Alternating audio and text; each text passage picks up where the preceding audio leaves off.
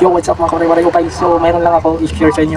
So, mayroon lang ako ipapakita sa inyo. So, ito, hindi ko po ito susubukan sa DC na direkta sa mail ko, sa kuryente ng bahay. Kasi hindi pa ko sure na okay na to. Yan. So, tara. Ano kayo guys? So, ayan guys. So, sa para lang to sa nag-aayos. Yan. So, pag sinaksak mo to dito tapos hindi ka pa sure na okay dito. Ito. Kaya ito yung ginablog ko palagi na motor na electric fan. Para kayo ay mayroong matutunan kung sakaling masira yung electric pan ninyo. Yan. So, pag sinaksak mo to dito, tapos nagkamali ka dito sa pag-wiring, so uusok yan dito, puputok yan. Ito yung electric pan ng motor. Yan. So, pag nagkamali ka dito sa pag-wiring, yung kinabit mo hindi common. Yung number 3 at saka number 1 yung inilagay mo dito, tapos yung thermal fuse yan. So, pag sinaksak mo yan dito yan, pag sinaksak mo dito sa galing sa bahay ng Meralco, so pag once na nakamali ka dito, so nasira to, so hindi na yung gagana, puputok to, hindi naman ganong puputok, so puputok as uusok yan, hindi asin nga puputok ng malakas.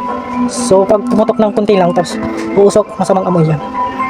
So, kailangan talaga gumamit ka ng ganito. So, ipapakita ko sa inyo kapag nag-aayos kayo. Ayan, ito yung sinasabi ko. Kaya ko ito binablog. So, para sa gusto mag-ayos o gusto matuto. Yan. So, ito yung binablog ko palagi. Yan, na electric fan motor.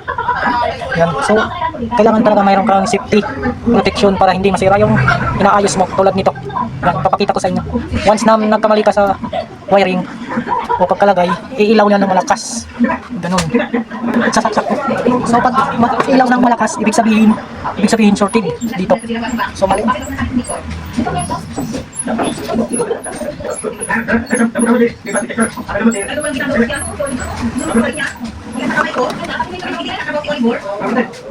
Yan, so maliwanag, mali.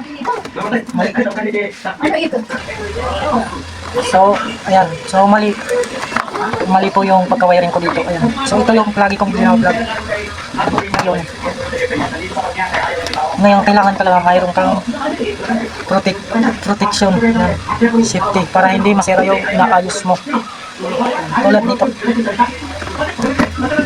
Pag once na mali yung pag-wiring mo dito, so, dinirekta mo lang sa saksakan sa kuryente ng bahay, so hindi ka gumamit ng ganito. So, sisira po to, puputok to.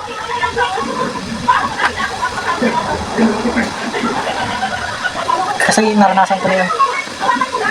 Tulad nito, pag ibig sabihin malakas yung ilaw, shorted, so may mali yung pag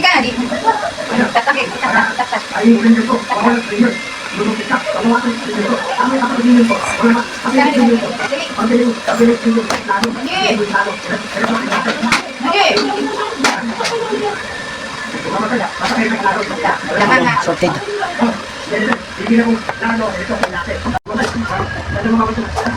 So, iba talaga makwari-wari upay. So, sa gusto matuto o gusto mag-ayos, so kailangan mo to para mayroon kang protection. Ayan. So, pwede mo itong gayahin. Kailangan mayroon kang ganito. Pwede naman hindi lagyan ng thermal fuse. So, nilagyan ko lang ng thermal fuse. Fuse. Hindi pala thermal fuse. Fuse. 2 ampere. Nilagyan ko lang para safe na safe talaga. So, ang purpose nitong ilaw na to, pag malakas yung ilaw, ibig sabihin may mali yung inaayos mo. So, mali yung pagkakalagay wiring. Yan. So, yung ilaw na to, 100 watts. Yan. 100 watts to. Yung ilaw na to.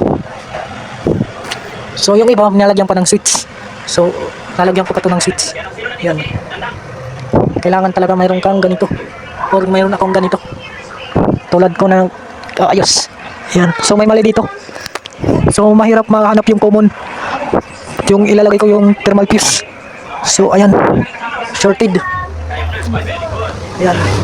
So, yung ilaw na yan, 100 watts. Ito naman fuse